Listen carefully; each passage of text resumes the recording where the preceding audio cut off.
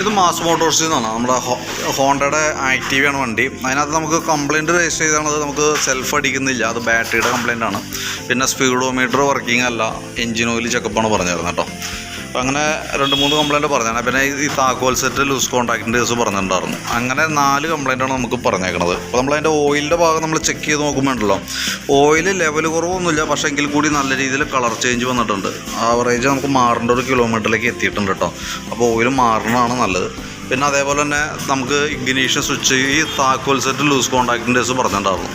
ഈ താക്കോൽ സെറ്റിൻ്റെ പ്രത്യേകത വെച്ചാൽ ഇത് സീൽഡ് ടൈപ്പാണ്. കണ്ട, അലുമിനിയം ബോഡിയും സീൽഡ് ടൈപ്പാണ്. നമുക്കത് അഴിച്ച് ക്ലീനിങ് നടക്കില്ല. നമ്മളതിൻ്റെ കോൺടാക്റ്റുകൾ അതിൻ്റെ ഉള്ളിലേക്ക് ഒരു സ്പ്രേ, അതായത് കോൺടാക്റ്റ് ക്ലീൻ ചെയ്യുന്ന കോൺടാക്റ്റ് ക്ലീനർ ഉപയോഗിച്ചിട്ട് നമുക്കതൊന്ന് ക്ലീൻ ചെയ്യാൻ നോക്കാം. അത് അല്ലെങ്കിൽ പിന്നെ നമുക്ക് പിന്നീടും കംപ്ലയിൻറ്റ് കാണിക്കുകയാണെങ്കിൽ ഈ കീ സെറ്റപ്പ് ആയിട്ട് നമുക്ക് മാറ്റാനാണ് പറ്റുള്ളൂ കേട്ടോ. കാരണം പുറമേ നിന്ന് ചെയ്യാവുന്ന നമുക്ക് അതാണ് ചെയ്യാൻ പറ്റുക. അപ്പോൾ അതുകൊണ്ട് നമുക്ക് അതൊന്ന് ക്ലിയർ ചെയ്ത് നോക്കാം. സ്പ്രേ അടിച്ചിട്ട് കോൺടാക്റ്റ് ക്ലീൻ ചെയ്യാനായിട്ടൊന്ന് നോക്കാം. ബാറ്ററിയുടെ കണ്ടീഷൻ നമ്മളൊന്ന് ചെക്ക് ചെയ്യുന്നുണ്ട്. ബാറ്ററി നമുക്കിതും ഇരിക്കുന്നത് ആംറോണിൻ്റെ ബാറ്ററിയാണ്. 2019 മോഡൽ ബാറ്ററിയാണ് ഇതും ഇരിക്കുന്ന ബാറ്ററി. 12 വോൾട്ടും 4 ആമ്പിയറിൻ്റെ ബാറ്ററിയാണ്. ശരിക്കും ആക്റ്റീവയുടെ ബാറ്ററി അതാണ്.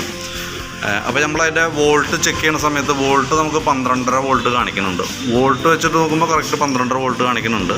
അപ്പോൾ നമ്മൾ ബാറ്ററി ഒന്ന് ടെസ്റ്റിലേക്ക് കൊടുക്കുന്നുണ്ട്. ടെസ്റ്റ് മോഡിലേക്ക് കൊടുക്കുമ്പോൾ ഓൾറെഡി ബാറ്ററി കംപ്ലൈൻ്റ് ആയിട്ട് കാണിക്കുന്നുണ്ട് കേട്ടോ. അതുകൊണ്ട് തന്നെ നമ്മൾ ബാറ്ററി മാറ്റിയാലും നമുക്ക് സെൽഫിൻ്റെ കേസ് റെഡി ആവുള്ളൂ. അപ്പോൾ നമ്മൾ കൂട്ടത്തിലേക്ക് ബാറ്ററി മാറ്റുന്നുണ്ട്.